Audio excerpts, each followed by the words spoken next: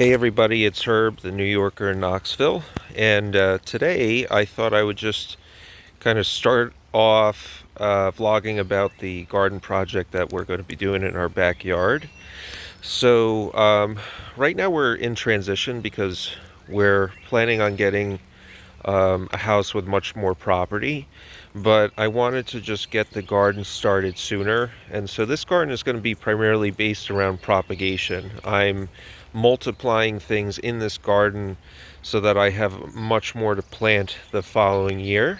And we'll probably use some of it, especially if you look towards the pots towards the back and the grow bags. We have some purple majesty potatoes, which are purple not just on the outside but the inside, and my daughter really likes them because we can make purple french fries with them. So we'll probably be digging into that, but the other crops are going to be primarily focused on just multiplying. So my thought was, because this is a new area, I'm still working the kinks out, still getting used to how things grow in this much more clay-based soil. Um, I wanted to grow things that had a very high probability of success, so I chose plants that grow very productively and do well in a wide range of soil and weather conditions, and that are just basically hard to kill and idiot proof. So what we're doing this year, and if you can't tell, it's raining right now, so I'm thrilled that my plants are getting water. But what we're doing this year is we're doing a version of what's called the Three Sisters method. So the Three Sisters method was basically a gardening, or I should say an agricultural strategy that was used by Native Americans to maximize growth in a given area. And they did this through what's called companion planting, where they would put multiple species together, excuse me, that would benefit each other. So the traditional strategy is they would use corn, beans, and squash or pumpkin. And the corn would provide the benefit of creating a trellis for the beans to grow on. So as the stalks would grow taller on the corn, the beans would be able to climb up those stalks. And then the squash would provide a ground cover by sprawling out, which would keep the soil moist, and also the thorny vines would help somewhat with protecting the garden. And the beans would benefit those plants by fixing nitrogen into the soil, and nitrogen is what the plants need to basically keep growing, because that's what it makes the leaves and all the growth out of. So what I'm doing is more of a perennial version of that, and it's on steroids. Okay, so instead of corn, I'm growing what's called Jerusalem artichokes or sunchokes, and basically they're a plant. If you see here, they're just starting to pop out. Okay, we're still early April. It's still about 2 weeks before our last frost date, but these things are so rugged, so strong, and difficult to kill. I don't really have any concerns about them surviving. But sunchoke is basically like a cross between a potato and a sunflower. It grows a tall stalk and makes these yellow flowers.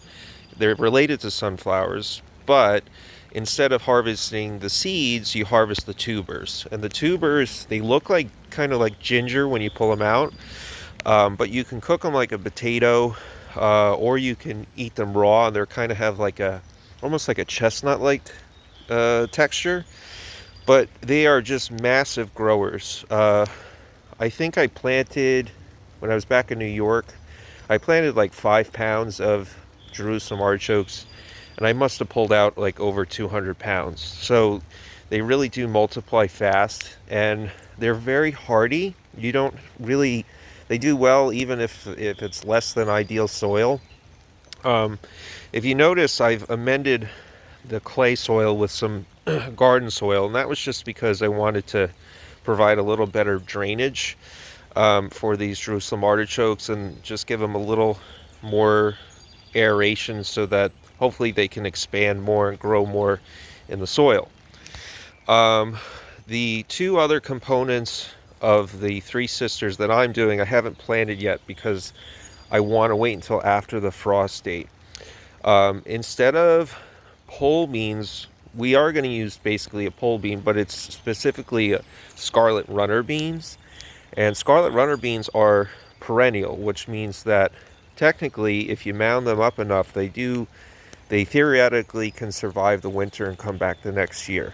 Even if they don't, it's not a big deal. They make tons of beans and you can just replant them.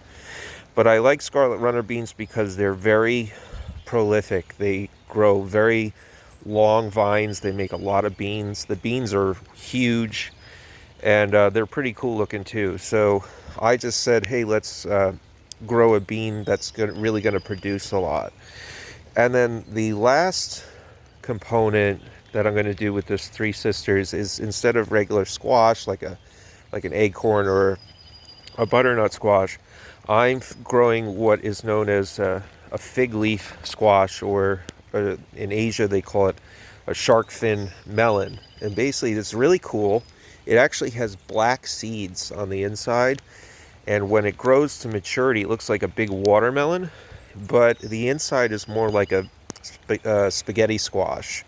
And it's not very well known around here, but in South America and in Asia it's actually a very popular squash like vegetable. What I like about it is that it grows even more aggressively than regular squash. In fact, I'm probably, once it starts growing, I'm going to have to reposition all these pots, because based on what I've seen, it's likely that the vines are just going to take over the whole yard. I'm probably going to have to do a lot of cutting them back just so they don't go into the neighbor's yard. And they're very productive, and allegedly it is a perennial squash. It's the only perennial squash that I was able to find that can grow in this cool of a climate. There's another perennial squash, but it tends to need like a closer to like subtropical climate. So that was going to work here in Tennessee. But anyway, I figured let's grow something where even in a small space we grow a lot of food with vegetables that are hard to kill and can probably thrive in a wide range of both in terms of soil quality, moisture, and just the weather the weather fluctuations. And that way I would increase my probability of having a successful garden, being my first year here in Tennessee. There's a couple other things I'm growing here. These are just some regular onions that were sprouting on my shelf, so I said, hey, let's see if they get any bigger. I don't really have major expectations, but over here these are Egyptian walking onions, and these are really cool. Right now they don't look that much different than maybe if you grew like a green onion or a scallion, but as they get bigger, what's really cool about them is that they clone themselves by growing these little bulbils at the top, and once they get heavy enough they bend over, set root, and so essentially these onions walk across your garden, and I think that's why they call them Egyptian walking onions. But I like these because they're perennial and they multiply like crazy. They grow all the way up into Canada, so I'm not worried about them, being intolerant if we get another freeze or whatever over the next couple of weeks. I don't think we will. It's been like 50s, 60s, 70s, just even going back the past week or so. So we're probably only going to get warmer from here. And then this is more just for fun. I got these purple potatoes growing in the rest of the pots. And as they start to pop out, I'm going to keep mounding them with like clippings and yard waste so that they can keep growing. And my daughter's looking forward to some purple French fries that we make in the air fryer. It's a healthier way to get her French fries without all the oil. So anyway, I'm excited, guys. This is a big stress relief for me. I really enjoy just being out here, even talking to you guys in the rain. And once this garden starts to take off, I'm really going to be looking forward to doing updates on how everything's going. So, All right, thanks for joining me, guys. I'll talk to you soon. Bye.